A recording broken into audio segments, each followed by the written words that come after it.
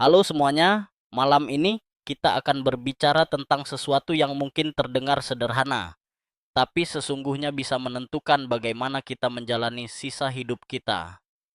Gigi, gusi, dan kebiasaan kecil yang ternyata punya dampak luar biasa. Saya tahu topiknya mungkin terdengar sepele, tetapi bayangkan sejenak setiap kali Anda tersenyum, setiap kali Anda mengunyah makanan favorit, setiap kali Anda membuka mulut untuk melafalkan kata, semuanya berasal dari satu pintu kesehatan yaitu mulut. Dan jujur saja, kalau pintu ini mulai runtuh, jangan harap fondasi rumah besar bernama tubuh bisa berdiri kokoh. Sebelum saya melanjutkan, saya ingin memberi Anda tantangan kecil.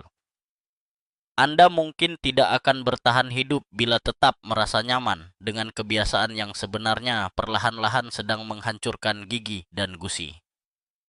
Anda, kedengarannya dramatis? Iya, memang sengaja saya buat dramatis supaya Anda terbangun. Karena banyak orang sudah terlalu lama merasa aman dengan rutinitas mereka. Padahal kenyataannya bagaikan duduk santai di kursi goyang di atas kapal Titanic. Seru, ya, sampai tahu-tahu ada bongkahan es di depan. Oh ya, kalau Anda benar-benar menikmati malam ini bersama suara saya, ingatlah untuk ikut ajakan ini. Jadi, sebelum Anda merasa nyaman, luangkan waktu untuk menyukai video ini dan berlangganan. Tapi hanya jika Anda benar-benar menyukai apa yang saya lakukan di sini. Sekalian, tuliskan juga di kolom komentar. Anda sedang mendengarkan saya dari kota mana? Dan jam berapa di tempat Anda sekarang? Saya suka membayangkan ada seseorang di Seoul jam 11 malam. Ada pula di Surabaya jam 9. Atau mungkin ada yang mendengarkan saya dini hari di New York dengan secangkir teh chamomile. Sekarang, matikan lampu, mungkin nyalakan kipas untuk suara lembut. Dan mari kita mulai perjalanan kita malam ini. Saya pernah melihat sendiri betapa menakutkannya hidup ketika gigi satu demi satu hilang. Tidak perlu film horor, cukup bayangkan seseorang yang dulunya percaya diri. Tiba-tiba harus menutupi mulutnya setiap kali tertawa. Gusi berdarah, napas berbau busuk, dan makanan kesukaan berubah jadi hukuman karena rasa sakit menusuk. Itu bukan skenario dramatis. Itu kenyataan yang dialami sangat banyak orang tua di negeri ini. Statistik menunjukkan 8 dari 10 lansia di Indonesia maupun di negara tetangga memiliki kebiasaan keliru yang pelan-pelan membunuh gigi mereka. Dan yang lebih mengejutkan, setidaknya setengah dari mereka akhirnya benar-benar kehilangan gigi permanen di sisa hidupnya. Bukankah ironis? Orang berusaha keras merawat diri, bahkan kadang terlalu keras, dan hasilnya justru kehancuran. Disinilah saya ingin mengenalkan sosok yang tak bisa dipisahkan dari cerita kita malam ini. Seorang dokter gigi legendaris. Mari kita sebut beliau dengan nama aslinya yang penuh wibawa. Dr. Park Ji-ho. Usia beliau 85 tahun. Tapi semangatnya, percayalah, lebih segar daripada banyak anak muda yang masih suka malas gosok gigi sebelum tidur. Bayangkan, tiap minggu, di usia senja itu, beliau masih melayani pasien, bukan satu atau dua, tetapi puluhan setiap pekan. Totalnya, lebih dari 50.000 pasien sepanjang 6 dekade karirnya. Itu bukan angka fiksi, itu angka nyata, real, tembus dari layar data ke layar kehidupan nyata. Yang lebih gila lagi, meski teman-teman sebayanya sudah sejak lama mengandalkan gigi palsu, Dr. Park masih bisa menggigit apel segar dengan deretan gigi aslinya. Saya tidak tahu apakah itu karena genetik, disiplin, atau semacam energi kosmik dari dunia lain. Tapi, beliau bersikeras menyebutnya sebagai hasil konsekuensi sederhana, kebiasaan yang tepat, disesuaikan dengan usia. Nah, di bagian pertama perjalanan ini saya ingin Anda duduk manis, tarik napas, lalu jujur, apakah sekarang Anda mengalami gejala-gejala kecil seperti gusi bengkak, gigi yang goyah, atau lidah yang sering terasa pahit saat bangun tidur? Kalau jawabannya iya, berhati-hatilah. Itu bukan sekadar tanda usia, itu alarm keras. Sel seperti penjaga malam sedang memberitahu, "Hei, ada kebiasaan yang salah di sini." Dan yang sering mengelabui kita adalah perasaan yakin bahwa kita sedang merawat mulut dengan baik. Saya mengenal seorang pria, usianya 70-an, yang bangga karena seumur hidup tidak pernah tidur sebelum menggosok giginya 5 kali sehari. Bayangkan, 5 kali. Kalau berprasangka baik, kita akan bilang beliau sangat disiplin. Tapi hasil akhirnya, gusi tipis, gigi kropos, mulut kering. Ironisnya, semangat itu justru menghancurkan target yang seharusnya ia capai. Ini seperti seseorang yang mau cepat sampai tujuan tapi malah menekan pedal gas begitu dalam hingga bensinnya habis di tengah jalan tol. Lalu jangan salah kira masalah mulut tidak selesai hanya di area mulut. Kehilangan gigi artinya kehilangan kemampuan mengunyah dengan sempurna. Itu berarti nutrisi tidak terserap optimal. Dan nutrisi adalah fondasi kesehatan seluruh tubuh, dari tulang yang kuat, otot yang lentur, hingga imunitas yang tangguh. Ada sebuah penelitian di Amerika Serikat yang cukup mengejutkan. Lansia yang kehilangan semua giginya rata-rata hidup 10 tahun lebih singkat dibanding mereka yang berhasil mempertahankan gigi alaminya. Ya, 10 tahun. Itu bukan main-main. Nah, pada titik ini, mungkin ada yang membatin, "Waduh, lalu saya harus bagaimana? Saya sudah terlanjur pakai cara ini bertahun-tahun. Apakah masih bisa berubah?" Jawaban saya, tentu saja bisa. Ingat, Dr. Park sendiri berulang kali menegaskan, usia bukan penghalang utama, kebiasaanlah yang menentukan.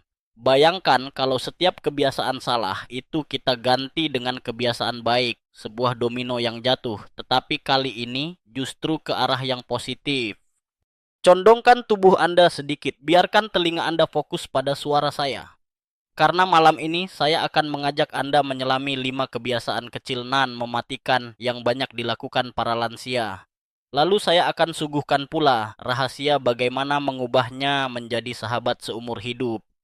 Saya juga akan menambahkan cerita-cerita personal, semacam catatan sampingan alias fun fact yang kadang membuat kita tertawa. Mari saya akui sesuatu. Saya juga tidak sempurna, Mel.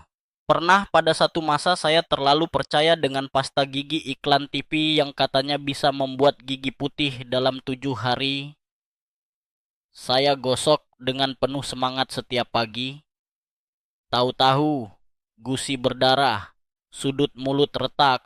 Lucunya, bukannya sadar, saya justru berpikir, "Oh, mungkin ini tanda proses purifikasi." Begitulah manusia, ya, suka mencari pembenaran. Jadi kalau Anda punya kebiasaan yang salah, tidak perlu merasa malu. Kita semua pernah di fase itu. Yang membuat perbedaan adalah momen saat kita sadar. Dan malam ini, saya ingin menjadi alarm lembut untuk Anda. Tapi jangan khawatir, alarmnya bukan suara keras seperti tukang bakso lewat jam 3 pagi. Lebih seperti lonceng kecil di taman zen, cukup halus untuk tidak menimbulkan panik, tapi cukup jelas untuk menyadarkan. Di akhir bagian ini, saya ingin menegaskan, malam ini bukan soal teori kosong. Ini soal pengalaman nyata ribuan pasien yang telah dilihat sendiri oleh Dr. Park sepanjang hidupnya. Ini soal bagaimana seorang manusia bisa tetap membawa senyum dengan gigi alami hingga usia 85 tahun. Sementara banyak yang lain, bahkan di usia 60-an, sudah kehilangan kenyamanan itu. Saya akan bawa Anda langkah demi langkah, dari kebiasaan salah pertama hingga cara mengganti semuanya dengan rutinitas yang benar. Akan ada kisah nyata pasien lansia, ada penjelasan ilmiah yang bisa diterima akal sehat, ada informasi unik yang mungkin belum pernah Anda dengar, dan tentu saja sedikit humor agar tak terasa seperti kuliah kedokteran. Nah, jadi siapkan diri Anda, posisikan tubuh dengan nyaman, mungkin selimutan supaya suasana makin tenang. Karena bagian selanjutnya akan mulai membuka satu persatu tirai rahasia yang selama ini menyelimuti mulut Anda. Saya tadi sudah mengantar Anda pada sebuah pintu. Realitas bahwa kebiasaan kecil di mulut bisa membuat atau menghancurkan seluruh kualitas hidup. Nah, mari kita melangkah melewati pintu itu. Malam ini, kita akan menyalakan lampu sorot kedua kebiasaan paling sering dilakukan dan paling sering membahayakan oleh begitu banyak orang tua. Penggunaan pasta gigi abrasif dan sikat keras, serta kebiasaan menyikat gigi terlalu sering. Kedengarannya sederhana sekali, kan? Tapi percaya saya, hal sederhana sering kali menyembunyikan jebakan paling besar. Mari kita mulai dari kebiasaan pertama, menggunakan pasta gigi yang terlalu rajin bekerja. Di rak-rak supermarket ada lusinan varian pasta gigi yang menggoda dengan janji. Gigi seputih salju, napas wangi segar sepanjang hari, atau kilau seperti bintang Hollywood. Masalahnya, banyak pasta gigi dengan janji pemutih itu penuh partikel kasar, disebut agen abrasif. Jika di usia muda, email gigi masih mampu menahan gesekan. Di usia lanjut kondisi berbeda. Gusi sudah turun, akar gigi terbuka, dan lapisan dentin yang lebih lembut muncul ke permukaan. Saat itu, gesekan keras ibarat mengamplas dinding yang tipis. Bukannya kinclong, malahan terkikis. Saya pernah mendengar cerita tentang seorang nenek bernama Jin Ah. Usianya 72 tahun. Beliau terobsesi menjaga senyumnya tetap putih berseri meski menua.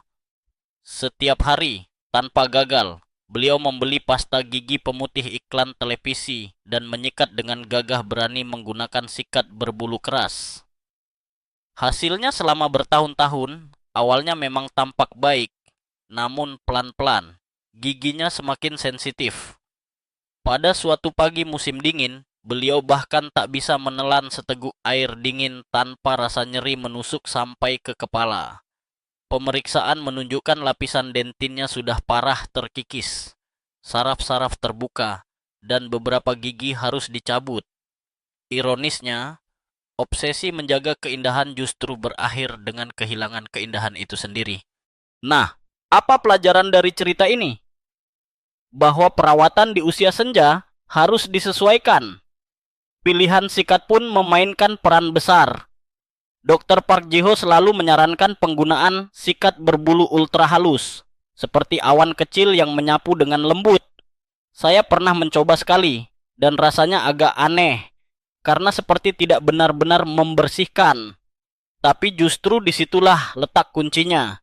Kita sering menyamakan keras menggosok dengan bersih. Padahal, mulut kita bukan panci gosong hasil masak rendang. Lalu tentang pasta gigi, pilihan terbaik di usia lanjut adalah pasta gigi dengan kandungan fluoride seimbang dan tanpa abrasif kuat. Perhatikan kata-kata halus seperti gentle atau sensitive care.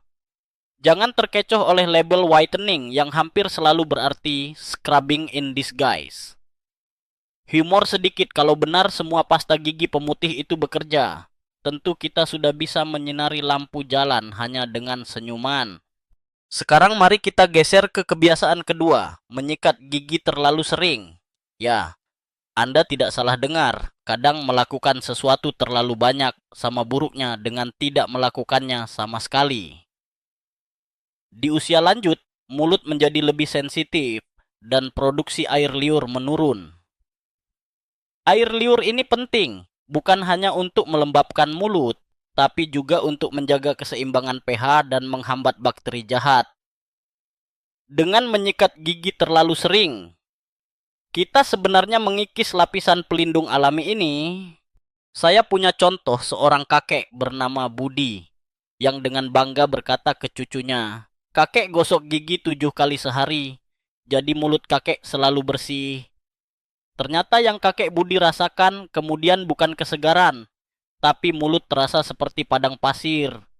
Malam-malam ia terbangun kehausan, makanan tak lagi terasa nikmat, Dan ironi terburuk, napasnya malah lebih berbau tidak sedap. Itu karena bakteri oportunistik justru suka kondisi kering. Apa yang seharusnya jadi pencegah, malah jadi undangan terbuka untuk tamu tak diundang. Sebagai catatan menarik, ada sebuah perdebatan di kalangan akademisi tentang berapa kali ideal seseorang menyikat gigi dalam sehari pada usia lanjut. Sebagian berargumen 3 kali, pagi, siang, malam, sebagai standar umum.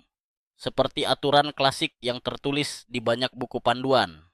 Namun pihak lain menegaskan 2 kali cukup, asalkan teknis menyikat benar. Dr. Park sendiri bergabung pada kubu kedua. Alasannya sederhana, kualitas jauh lebih penting daripada kuantitas. Dan saya pribadi condong setuju, karena siapa sih yang tahan menyikat gigi setiap kali selesai ngemil keripik, terutama ketika Anda sedang asyik menonton drama di sofa. Kalau begitu, cara aman apa yang bisa kita lakukan? Pertama-tama, cukup menyikat gigi 2 kali sehari, pagi setelah sarapan, dan malam sebelum tidur. Setelah makan siang atau makanan ringan, cukup berkumur dengan air putih. Jika ingin langkah ekstra, kunyahlah permen karet tanpa gula berbahan dasar xilitol, atau cukup bilas dengan air hangat.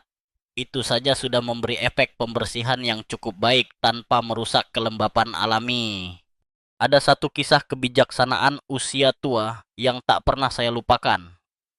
Seorang pasien lansia berkata kepada saya, "Nak, semua dalam hidup sehari-hari sebenarnya butuh keseimbangan. Bahkan gosok gigi, yang terlalu sedikit merusak, yang terlalu banyak juga merusak. Sama seperti menonton televisi, kalau sedikit, segar, kalau kebanyakan, bikin pusing." Kadang kita harus belajar filosofi besar dari orang-orang sederhana. Sekarang, izinkan saya menyelipkan satu informasi aneh tapi nyata. Anda tahu tidak, ada istilah toothbrush abrasion syndrome dalam catatan medis. Itu benar-benar resmi, bukan karangan. Kondisi ini merujuk pada kerusakan struktur gigi akibat penyikatan berlebihan atau penggunaan sikat yang terlalu keras. Dan uniknya, kebanyakan kasus ditemukan pada orang-orang yang sangat peduli pada kebersihan mulut.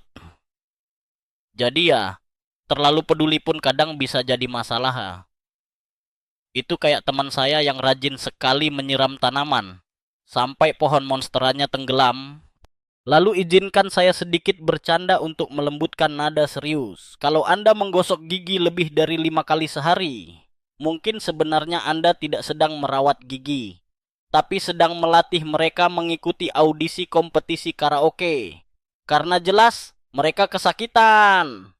Baik, saya ingin menutup bagian ini dengan rasa tegas tapi juga penuh harapan.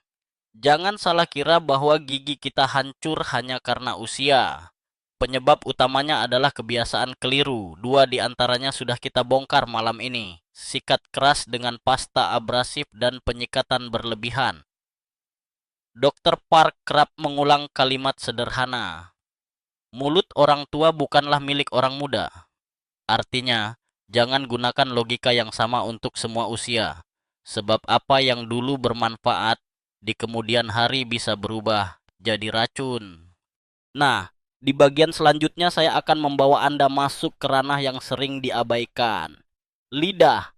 Jangan meremehkan sepotong otot lembut ini. Ia bukan hanya organ bicara, tapi juga penjaga selera makan. Bahkan kadang disebut cermin kesehatan tubuh kita. Kisah-kisah tentang kesalahan membersihkan lidah akan membuat Anda berpikir ulang tentang cara menyikat hari ini. Mari kita lanjutkan perjalanan setelah ini. Saya harap Anda masih duduk nyaman. Mungkin sambil menyeruput teh hangat atau sekadar membiarkan lampu teras menyala redup. Karena malam ini kita akan menyentuh topik yang sering dianggap sepele, tapi sebenarnya bisa mengubah seluruh kualitas hidup. Lidah, ya, sepotong otot lembut yang sering kita anggap remeh. Padahal dialah salah satu alat paling canggih ciptaan alam. Ia mampu merasakan manisnya gula, asinnya laut, asam jeruk, pahit kopi, bahkan umami dari sup kaldu. Sungguh, Lidah kita adalah orkestra rasa. Tetapi sayangnya banyak orang menutup telinga sang orkestra dengan cara membersihkan lidah yang salah. Kebiasaan ketiga yang ingin saya ungkap adalah drum roll, membersihkan lidah dengan kasar, berlebihan, atau alat yang keliru. Bisa Anda bayangkan? Ada orang yang rutin menggosok lidah sekeras mereka menggosok panci gosong setelah masak sate. Memang niatnya baik, ingin menghilangkan bau mulut, tapi niat baik itu sering menyeret pada bencana. Mari saya ceritakan kisah nyata yang pernah diceritakan oleh Dr. Park Ji-ho tentang seorang nenek bernama Yeon-su. Beliau berusia 82 tahun dan memiliki kekhawatiran besar soal bau mulut. Setiap pagi dan malam, ia menekan kuat-kuat lidahnya dengan sikat gigi berbulu keras. Bahkan kadang menaburkan garam lalu digosok. Dalam pandangan beliau, rasa perih itu tanda bersih tuntas. Tetapi tubuh tentu berbeda pendapat. Setelah beberapa tahun, selera makan beliau mulai menurun. Makanan terasa hambar, seolah semua sayur, daging, bahkan sup panas hanya memiliki tekstur tanpa rasa. Hasil pemeriksaan menunjukkan kerusakan signifikan pada papila pengecap. Mirisnya, akar masalahnya bukan penyakit misterius, melainkan perawatan lidah sehari-hari yang salah arah. Saya tahu, mungkin ada dari Anda yang berpikir, tapi bukankah membersihkan lidah itu penting? Benar, sangat penting. Faktanya, sebagian besar penyebab bau mulut bersumber dari penumpukan bakteri di permukaan lidah. Namun seperti banyak hal dalam hidup, ada dosis yang tepat. Membersihkan lidah dengan cara yang benar ibarat menyapu lantai dengan sapu halus, kotoran terangkat, permukaan tetap utuh. Menggosok basmi ala amplas justru membuat struktur rapuh lidah rusak. Ada juga sisi unik yang mungkin membuat Anda ternganga sebentar.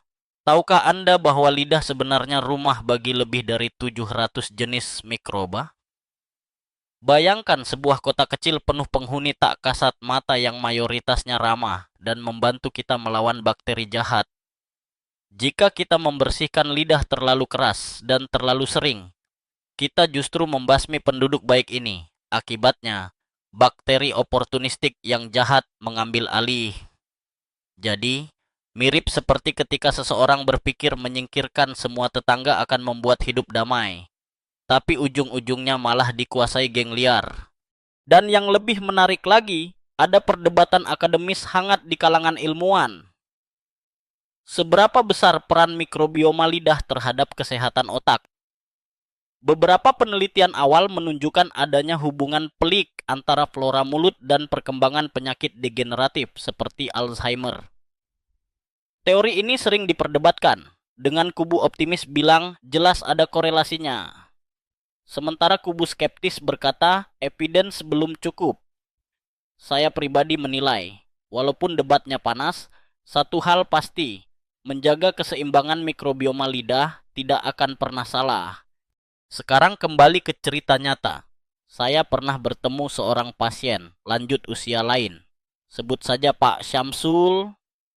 Beliau selalu percaya bahwa lidah yang bersih haruslah memantulkan cahaya lampu kamar mandi. Jadi setiap selesai menyikat gigi, beliau memantau lidahnya di cermin sambil berkata, "Kurang mengilap," lalu menggosok lebih keras. Hasil? Lidah bengkak, luka kecil di permukaannya, dan tentu saja rasa sakit ketika makan sambal favorit. Istrinya sampai bercanda, "Kamu seperti sedang membersihkan meja marmer, bukan lidah." Humor di tengah kepahitan memang kadang jadi penyelamat. Nah, bagaimana cara membersihkan lidah yang benar? Jawabannya sederhana namun sering diabaikan. Pertama, gunakan alat khusus lidah alias tongue scraper. Bukan sikat gigi, bukan sendok, apalagi amplas. Tolong jangan. Pilihlah bahan lembut, seperti silikon atau plastik halus. Kedua, gerakan yang aman adalah dari belakang ke depan, dengan tekanan lembut. Tidak perlu bolak-balik seperti menghapus papan tulis penuh coretan spidol anak TK. Cukup sekali 2 kali tarikan pelan, lalu bilas alat dan mulut. Ketiga, lakukan sehari sekali. Cukup pada pagi hari setelah bangun. Jangan terlalu sering, karena lidah juga butuh waktu untuk menjaga keseimbangan flora alaminya. Saya ingin berbagi pengalaman pribadi yang sedikit lucu. Ada satu periode di mana saya mencoba ikut tren pembersihan lidah ala video internet. Dalam video itu, orang tampak menarik keluar lendir putih tebal memakai scraper, dan saya berpikir, wow, kalau tidak dikerjakan setiap jam, ini pasti bahaya. Jadi saya coba 5 kali sehari. Hasilnya, bukannya segar, mulut saya justru terasa perih, dan setiap makan buah jeruk, rasanya seperti ada ribuan jarum kecil menari di lidah. Dari pengalaman inilah saya belajar langsung bahwa berlebihan itu sama buruknya dengan lalai. Dan ada pula kebijaksanaan usia tua yang menggema di telinga saya. Seorang kakek pernah berkata, lidahmu adalah nyawamu. Dia memberi rasa, memberi kata, memberi kebenaran. Jangan perlakukan dia seperti pintu tua yang bisa dibersihkan dengan sabut kawat. Ucapan itu sederhana, tapi penuh makna. Sejak hari itu saya selalu membayangkan lidah saya sebagai seorang sahabat rapuh yang harus saya jaga. Bukan benda keras yang bisa saya gosok sesuka hati. Untuk sedikit informasi aneh lainnya, ternyata setiap orang memiliki pola sidik lidah unik, mirip dengan sidik jari. Ada teknologi forensik yang bahkan sedang mengembangkan identifikasi manusia berdasarkan tongue print. Jadi kalau Anda berpikir hanya sidik jari yang punya hak eksklusif, lidah Anda sebenarnya juga punya tanda tangan pribadi. Bayangkan saja, suatu hari mungkin Anda tak lagi absen sidik jari, tapi menjulurkan lidah ke mesin scanner. Lucu kan? Sebelum kita menutup bagian ini, mari tarik kesimpulan penting. Membersihkan lidah itu mutlak perlu, tapi dengan cara yang benar. Karena jika salah, bukan hanya risiko luka atau bau mulut yang muncul, tapi juga hilangnya kenikmatan makan, penurunan imunitas tubuh, bahkan risiko kesehatan sistemik. Ingatlah bahwa mulut adalah pintu masuk kehidupan. Jangan biarkan kita menutup pintunya terlalu keras hingga akhirnya tidak bisa terbuka lagi.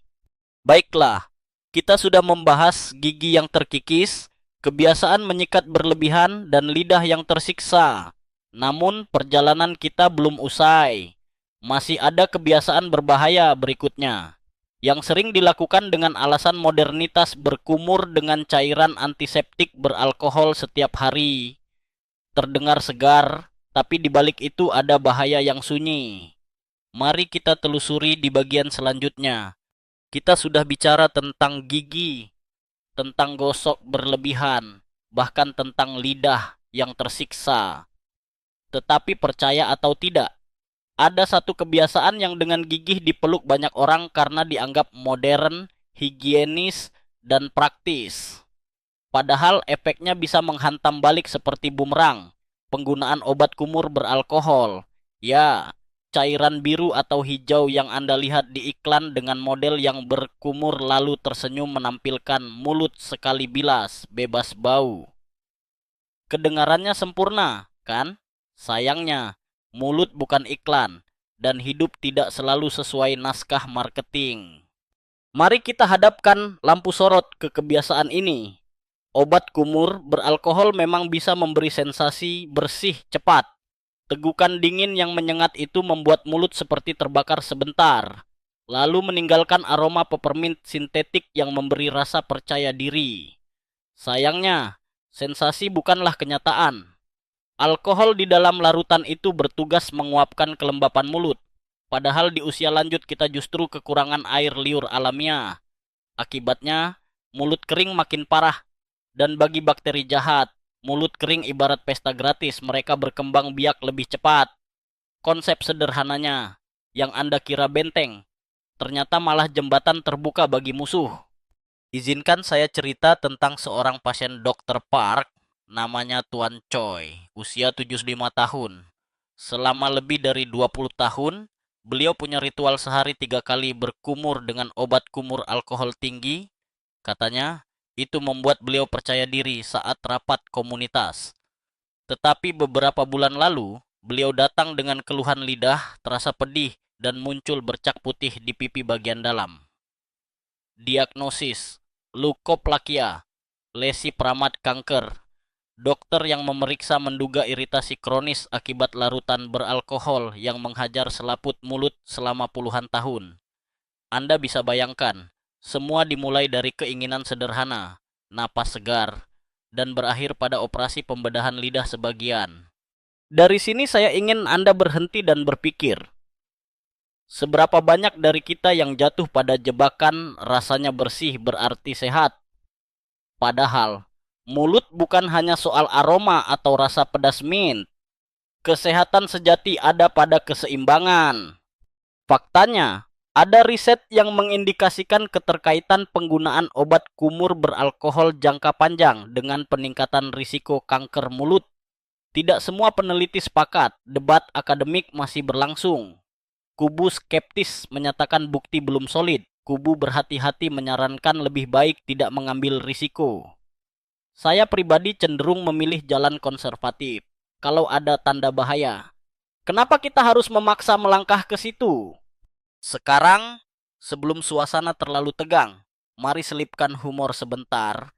Saya pernah menulis status bercanda. Berkumur dengan obat kumur alkohol itu sama aja dengan minum parfum. Sama segar, sama pedih, sama nggak masuk akal.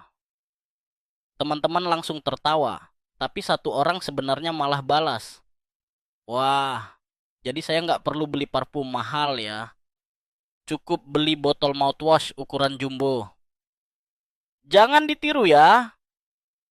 Itu contoh buruk logika instan. Kembali ke saran praktis.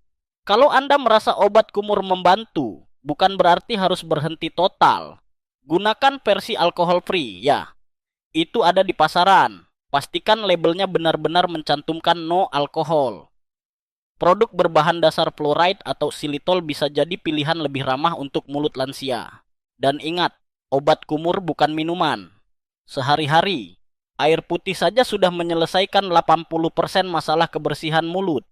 Air adalah sahabat sejati, bahkan lebih setia daripada cairan bergaya modern. Beberapa alternatif tradisional juga tidak kalah ampuh. Misalnya kumur dengan air garam hangat, sederhana, murah, dan sudah terbukti sejak nenek moyang. Air garam mampu menekan pertumbuhan bakteri, mengurangi radang, sekaligus menjaga kelembapan. Bayangkan, hanya butuh setengah sendok teh garam dilarutkan dalam segelas air hangat. Lebih aman daripada Anda menuangkan zat-zat kimia keras ke dalam mulut. Sebagai catatan menarik, pernah ada penelitian kecil di India yang membandingkan efek berkumur minyak kelapa, oil pulling, dengan obat kumur modern. Hasilnya mengejutkan, meski terasa kuno dan agak aneh. Berkumur minyak kelapa setiap pagi ternyata efektif menekan pertumbuhan Streptococcus mutans, bakteri penyebab utama kerusakan gigi. Apakah ini bukti final? Tidak juga. Tapi setidaknya mengingatkan kita ada banyak alternatif selain larutan biru menyengat itu. Salah satu kebijaksanaan usia tua datang dari seorang pasien wanita, 79 tahun, yang berkata, "Nak, kalau sesuatu terasa pedih bukan berarti itu bekerja. Kadang itu tandanya tubuhmu sedang disakiti." Kalimat itu sederhana, tapi saya rasa relevan banget dengan isu obat kumur beralkohol.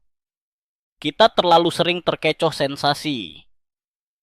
Sama seperti dalam hidup, tidak semua yang memicu adrenalin adalah baik. Oh, saya hampir lupa menambahkan fun fact yang sedikit aneh, tapi menarik.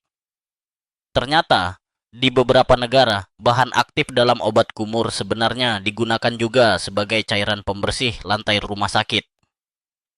Memang dosisnya berbeda, tapi tetap saja, kalau zat yang sama dipakai buat ngepel lantai ruangan operasi, apakah mulut kita betul-betul perlu mengonsumsinya setiap hari? Itu pertanyaan retoris. Silakan renungkan dengan senyum tipis. Mari saya tutup bagian ini dengan sebuah refleksi. Mulut adalah pintu masuk makanan, minuman, bahkan napas kehidupan. Jangan biarkan cairan dengan alkohol tinggi menyerang pintu itu tiap hari. Sadarilah bahwa terkadang apa yang terasa segar belum tentu menyehatkan. Kita tidak dilarang mencari percaya diri, tetapi kepercayaan diri sejati lahir dari kesehatan yang nyata, bukan hanya aroma mint sementara. Dan jangan khawatir, kita punya banyak jalan aman, air putih, air garam, bahkan sekadar teknik menyikat yang benar sudah cukup melampaui fungsi obat kumur. Bersihkan mulut Anda dengan lembut, beri ia kesempatan bernapas segar tanpa drama kimia. Dengan begitu, Anda akan menjalani hari dengan senyum percaya diri yang bukan hanya harum, tapi juga jujur. Nah, setelah kita meluruskan urusan cairan biru berbahaya ini, perjalanan kita berlanjut ke kebiasaan lain yang tidak kalah penting, terutama bagi mereka yang sudah memakai gigi palsu. Topik selanjutnya sering diabaikan tapi bisa membawa derita luar biasa. Kesalahan dalam membersihkan dan merawat gigi tiruan. Kita akan bicara tentang itu dengan detail. Dan tentu, dengan sentuhan cerita manusiawi agar Anda bisa merasakan betapa dekat isu ini dengan keseharian. Mari kita masuk ke kebiasaan berbahaya yang sering tersembunyi di balik keinginan untuk selalu bersih. Perawatan gigi palsu atau tiruan yang salah. Banyak orang tua mengandalkan gigi palsu demi bisa tetap mengunyah makanan, tampil percaya diri, dan berbicara jelas. Tapi sayangnya, di balik niat baik menjaga kebersihan, justru banyak yang tersandung pada jebakan baru. Penggunaan bahan kimia berlebihan dalam perawatan tiruan. Saya masih ingat cerita dari pasien Dr. Park bernama Pak Kim, usia 68 tahun. Beliau ingin memastikan gigi tiruannya benar-benar bersih. Setiap malam, Pak Kim merendam gigi palsunya dalam larutan pembersih dengan dosis 2 kali lipat dari yang disarankan. Alasannya, kalau 1 tablet bisa membersihkan, berarti 2 tablet bisa lebih bersih.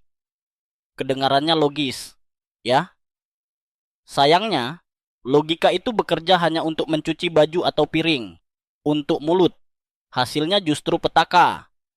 Beberapa bulan berselang, ia mengalami luka-luka kecil di gusi, nyeri ketika memakai gigi palsu, bahkan muncul bercak merah terbakar di langit-langit mulut.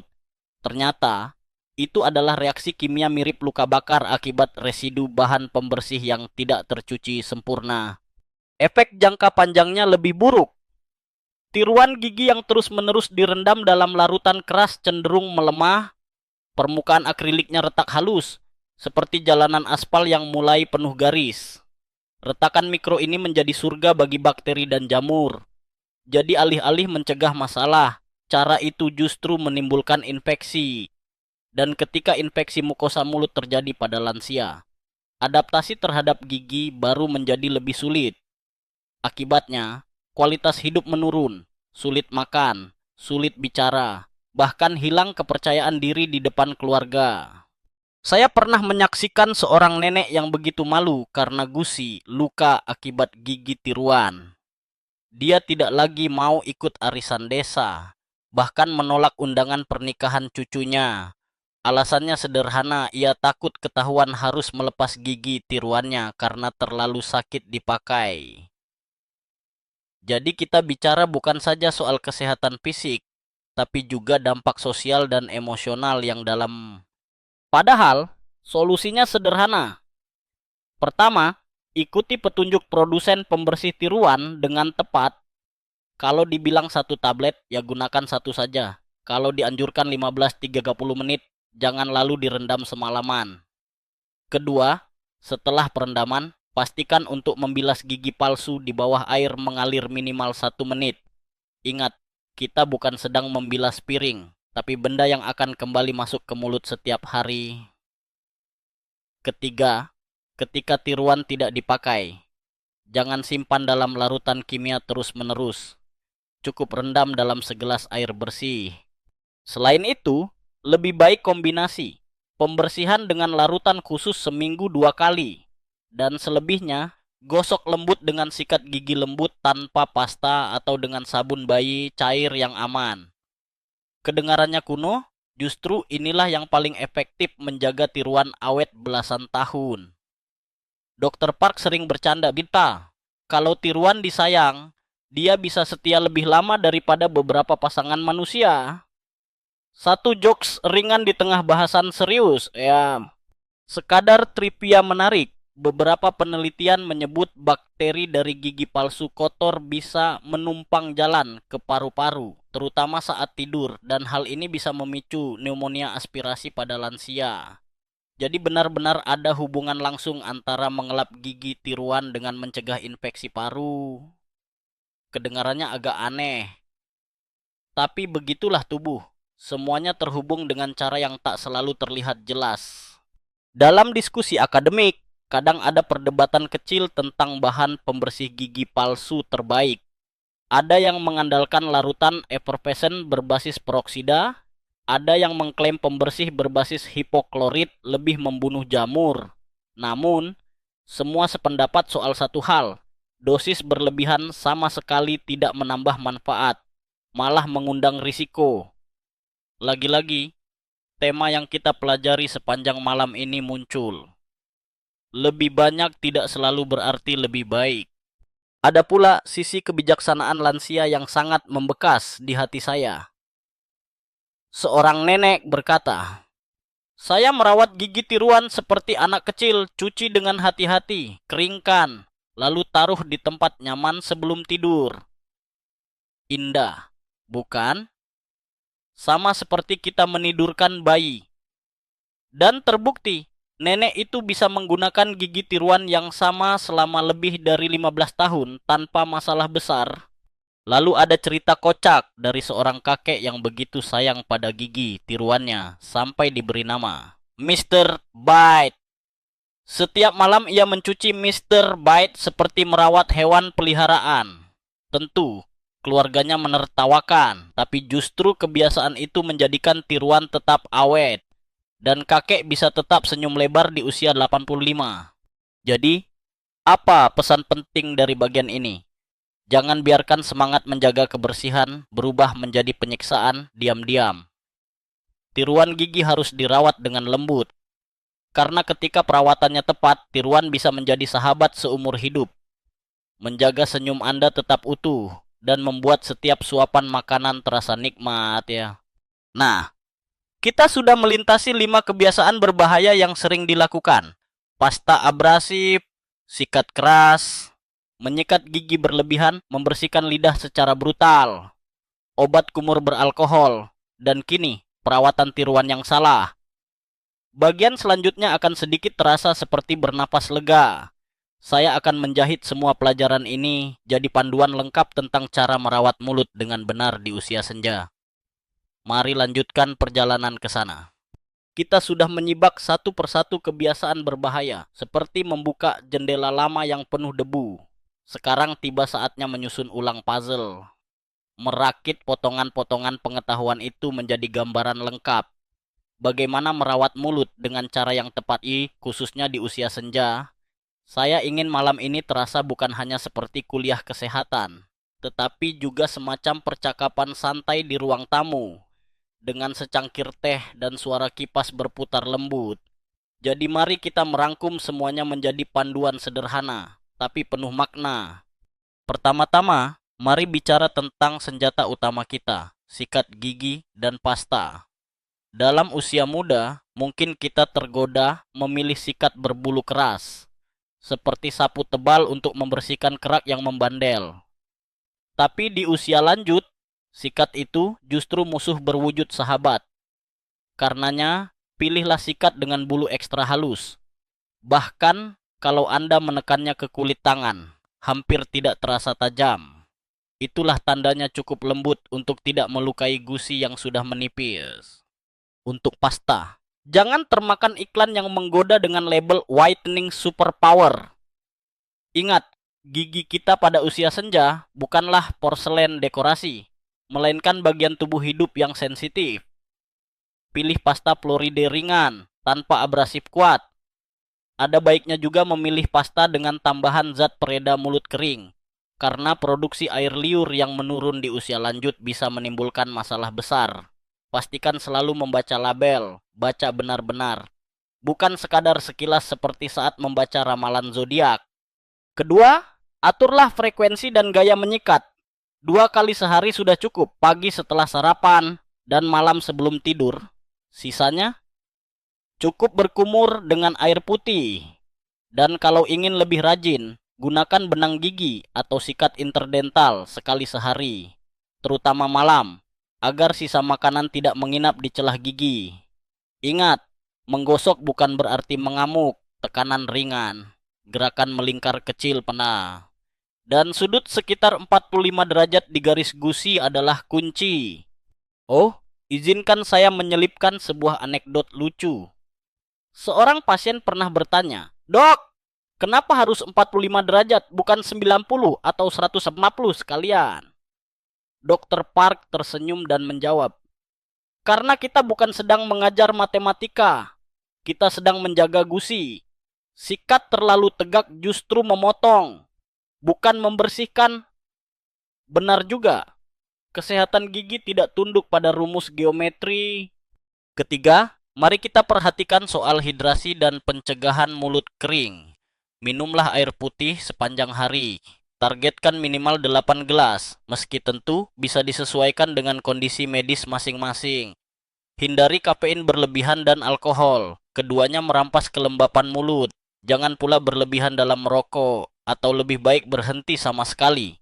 Untuk membantu, bisa gunakan permen karet bebas gula berbahan dasar xylitol yang terbukti membantu produksi air liur dan sekaligus mencegah berkembangnya bakteri penyebab gigi berlubang. Sisi menarik, ada laporan penelitian tentang tikus uji coba yang mendapat terapi xylitol, menunjukkan penurunan karies signifikan. Akademisi pun masih memperdebatkan apakah efeknya sekuat itu pada manusia, tapi bukti klinis cukup meyakinkan. Lagi pula, mengunyah permen karet bisa jadi aktivitas menyenangkan, apalagi sambil menonton sinetron malam. Keempat, urusan lidah. Kita sudah belajar betapa rapuhnya organ kecil ini. Cara ideal adalah menggunakan tang scraper berbahan silikon, gerakan lembut dari belakang ke depan sekali sehari setelah bangun pagi. Jangan lebih. Lidah bukan papan tulis, dan scraper bukan penghapus kapur. Bayangkan saja Anda sedang membelai permukaan sutra yang tipis. Kelima, soal obat kumur, kalau mau pakai, pilih versi tanpa alkohol, gunakan hanya 2 hingga 3 kali seminggu, atau saat diperlukan. Misalnya setelah makan makanan yang sangat berbau, sisanya biarkan air putih menjadi sahabat Anda. Sebuah kebijaksanaan sederhana dari pasien lansia pernah mengatakan, air putih tidak pernah mengkhianati. Omong kosong? Tidak juga, karena air memang selalu bisa menyejukkan, tanpa efek samping. Keenam, soal gigi palsu.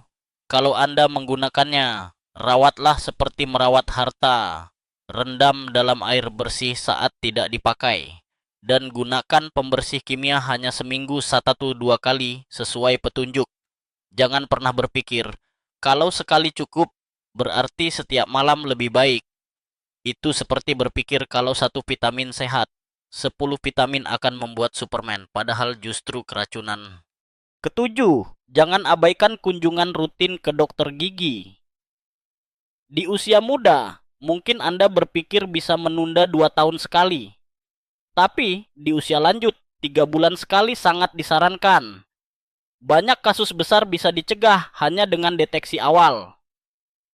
Dokter Park sering berkata, lebih baik bayar tiket bus ke klinik daripada bayar biaya rawat inap rumah sakit. Saya rasa semua orang sepakat di sini. Nah, mari selipkan sebuah informasi aneh, tapi benar. Beberapa penelitian menunjukkan ada hubungan antara kesehatan gusi dan kondisi jantung. Bakteri dari plak gigi bisa memasuki aliran darah, ikut berperan dalam peradangan arteri. Jadi, ketika Anda merawat gusi, Anda sebenarnya juga sedang merawat jantung. Bukankah itu menakjubkan? Di tengah semua ini, ada pula kebijaksanaan yang datang dari seorang ibu berusia 81 tahun yang saya kenal. Dia berkata, "Saya tidak menjaga gigi hanya supaya bisa makan. Saya menjaga gigi supaya bisa tertawa tanpa rasa sakit. Indah sekali, bukan? Karena kebahagiaan sosial, tawa di meja makan bersama cucu, sama pentingnya dengan nutrisi." Sekarang mari kita tambahkan sedikit humor untuk melepas ketegangan. Pernah ada pasien yang bingung, mengapa giginya tetap kuning meski rajin mengunyah wortel? Dia yakin wortel itu seperti sikat alami. Saya menjawab sambil tertawa, "Kalau begitu, kelinci seharusnya punya gigi kinclong seperti porselen pabrik baru." Realitanya, tentu tidak sesederhana itu. Wortel sehat, tapi tidak bisa menggantikan pasta gigi. Kesimpulan bagian ini cukup jelas.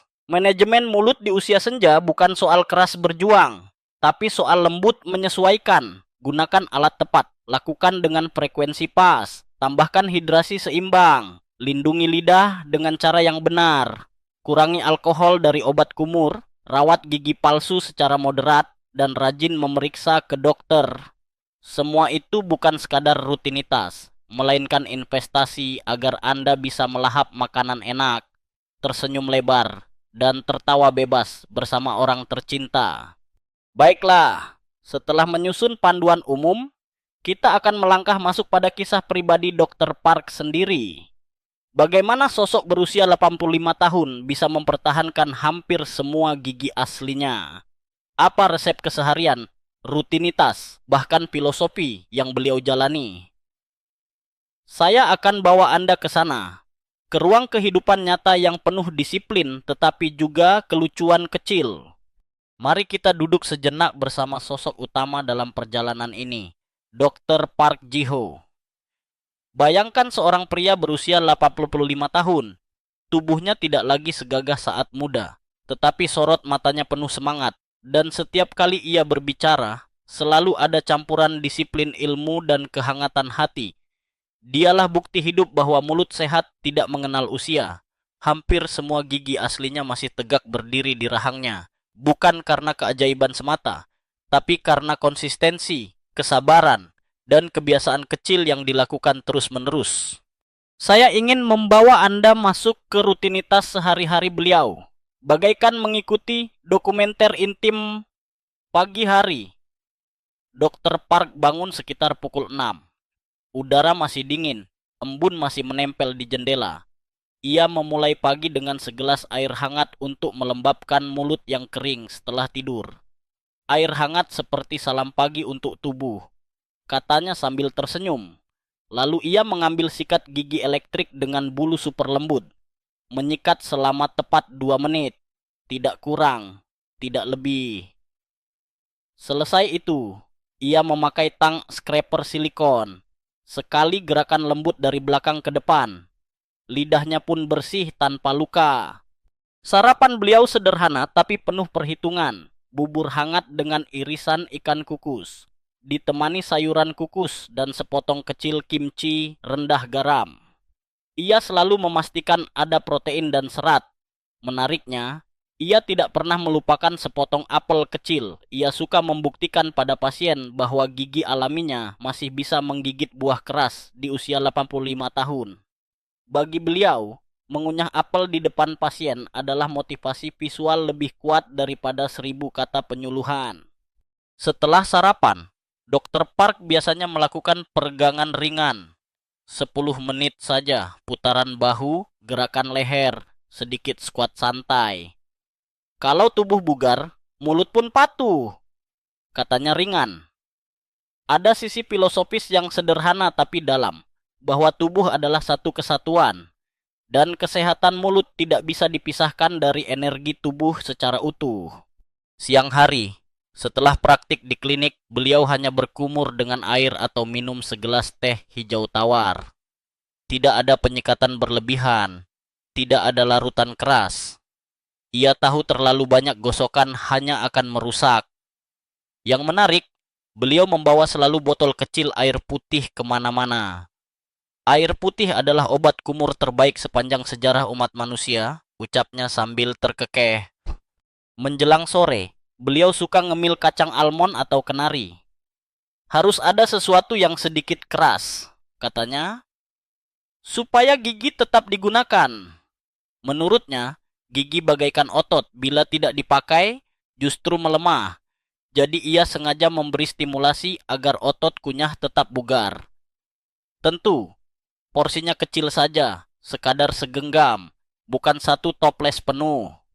Makan malam beliau biasanya sup kaldu kaya kalsium, ditambah tofu, sayuran hijau, atau kadang ikan panggang. Ia sangat membatasi makanan manis. Gula, katanya, adalah pengkhianat yang manis di depan tapi jahat di belakang. Beliau hanya sesekali mencicipi permen tradisional, itu pun dalam jumlah kecil. Setelah makan malam, beliau menyikat gigi lagi. 2 menit dengan sikat elektrik halus, kemudian flossing benang gigi untuk membersihkan celah-celah. Tidak pernah terburu-buru, tidak pernah asal. Rutinitas ini dijalankan dengan ritme kalem, nyaris seperti ritual meditasi. Saya pernah bertanya, "Dok, apakah tidak bosan melakukan hal yang sama selama 60 tahun lebih?" Ia tertawa. "Bosan itu hanya muncul kalau kamu tidak melihat hasil. Saya melihat hasil, gigi saya masih ada. Jadi saya tidak bosan." Malam menjelang tidur, beliau punya tradisi kecil, unik. Berkumur dengan larutan rumah buatannya, terdiri dari air hangat, sedikit garam, dan sejumput baking soda. Tidak ada bahan kimia berlebihan, tidak ada alkohol, hanya resep nenek saya yang masih terbukti. Katanya, sesudahnya, ia duduk sejenak di kursi goyang kayu, memejamkan mata, melakukan meditasi 10 menit. Meditasi ini katanya sangat membantu meredakan stres, karena stres bisa memicu kebiasaan menggertakkan gigi, yang akhirnya merusak gusi. Satu informasi unik yang jarang diceritakan beliau. Setiap 5 tahun, sejak usianya menginjak 50, ia selalu mengevaluasi ulang kebiasaan gigi. Misalnya, di usia 55, ia mengganti sikat manual dengan sikat elektrik setelah melihat banyak pasien muda sukses dengan itu. Di usia 70, ia mulai menambahkan flossing rutin setelah riset tentang kesehatan gusi makin kuat. Bagi beliau, rutinitas tidak boleh kaku, harus menyesuaikan dengan tubuh yang berubah. Filosofinya sederhana, orang berubah, kebiasaan juga harus berubah. Ada sisi humoris juga yang selalu ia sisipkan. Pernah suatu kali seorang pasien bertanya, "Dok, apa Anda pakai rahasia ramuan gigi para biksu Tibet?" Ia tertawa terbahak, lalu menjawab, "Tidak, saya cuma minum air putih dan gosok gigi. Kalau memang ada rahasia mistis, tentu saya sudah jual dalam botol dengan label cantik." Bayangkan betapa segarnya jawaban itu, seolah membantah semua iklan sensasional. Dan jangan salah, beliau juga bukan manusia super. Beliau sering mengaku punya kelemahan. Kalau lihat es krim coklat, saya kadang tergoda. Tapi ia mengimbanginya dengan langsung berkumur air setelahnya, lalu memastikan tidak mengulang terlalu sering. Itu yang membuat rutinitasnya realistis. Tidak ada kesempurnaan absolut, tapi ada keseimbangan cerdas. Sebuah kebijaksanaan usia tua yang paling membekas dari mulutnya. Kesehatan gigi bukan hadiah, tapi upah dari kebiasaanmu. Kata-kata itu benar-benar sederhana, tapi selalu menempel di kepala saya setiap kali ingin malas menggosok gigi malam. Nah, sekarang kita hampir sampai di penghujung perjalanan ini. Kita telah membongkar kebiasaan salah, kita telah menyusun ulang arah yang benar, dan kita telah menyimak rutinitas nyata seorang dokter legendaris yang jadi teladan. Tinggal satu hal lagi, penutup.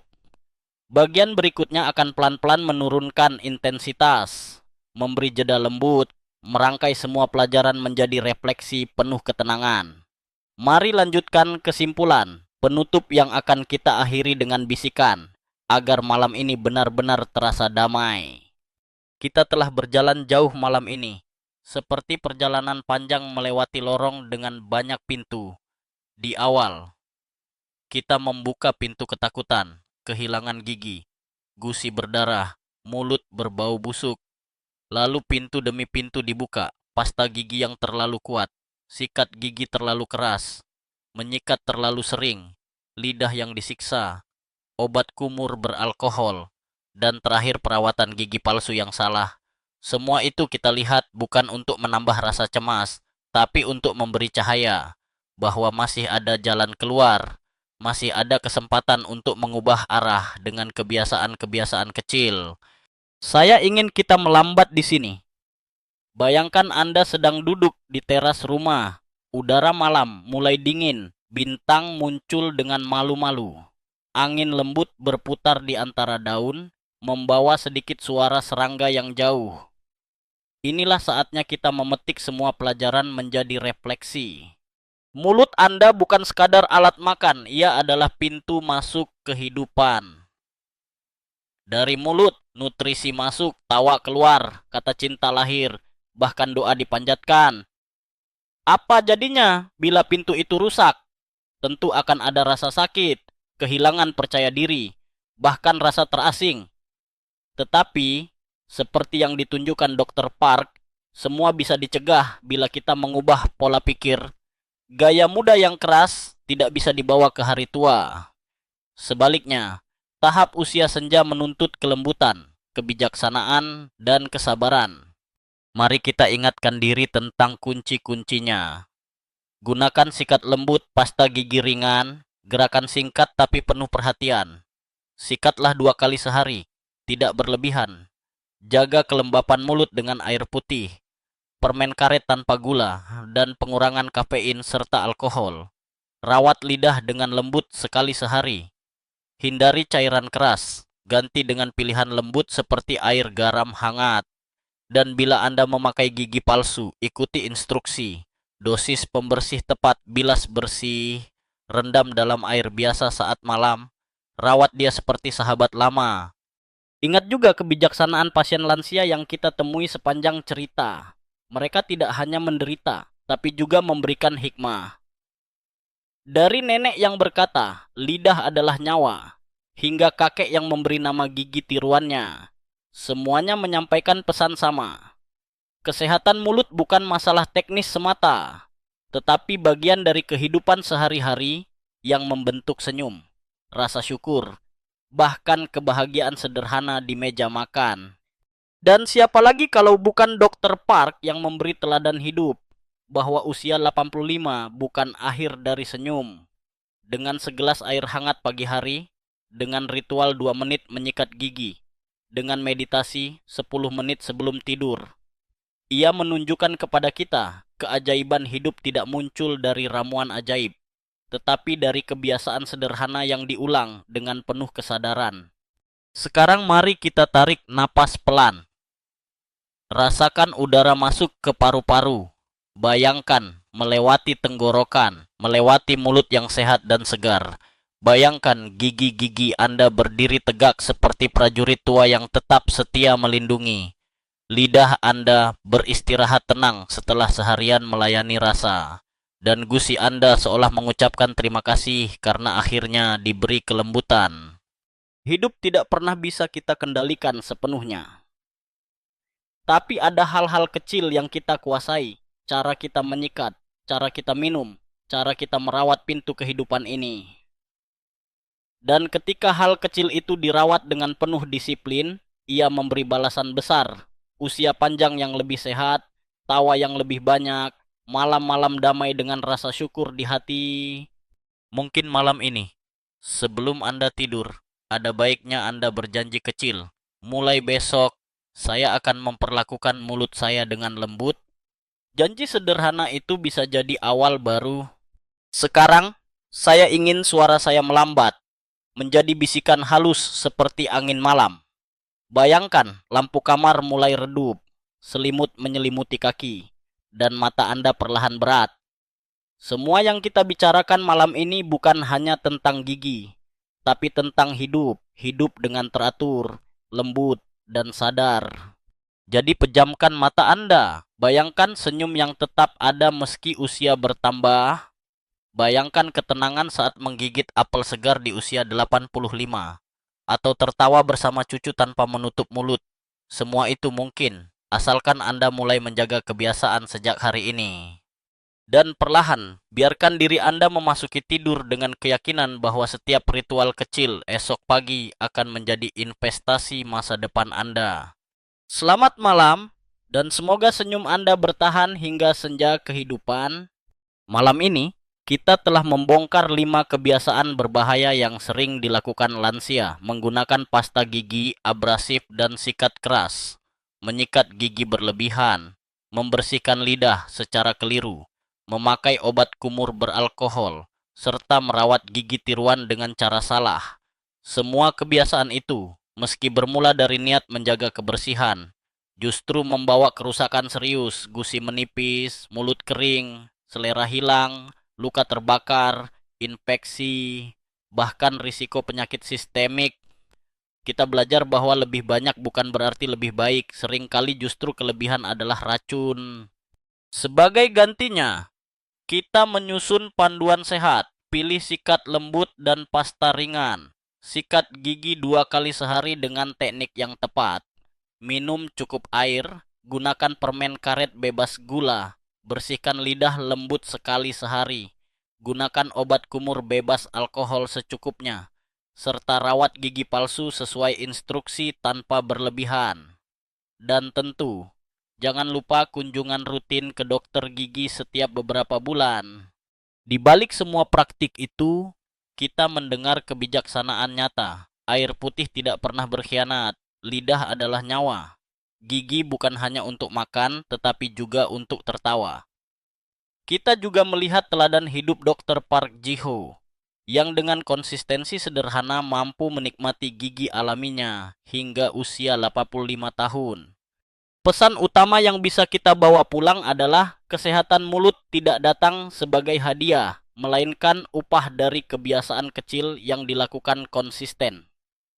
Jadi mulai sekarang, perlakukan mulut Anda dengan lembut, karena disitulah letak senyum, rasa, dan kata-kata, pintu kecil yang menentukan besar hidup. Akhir skrip, selamat malam,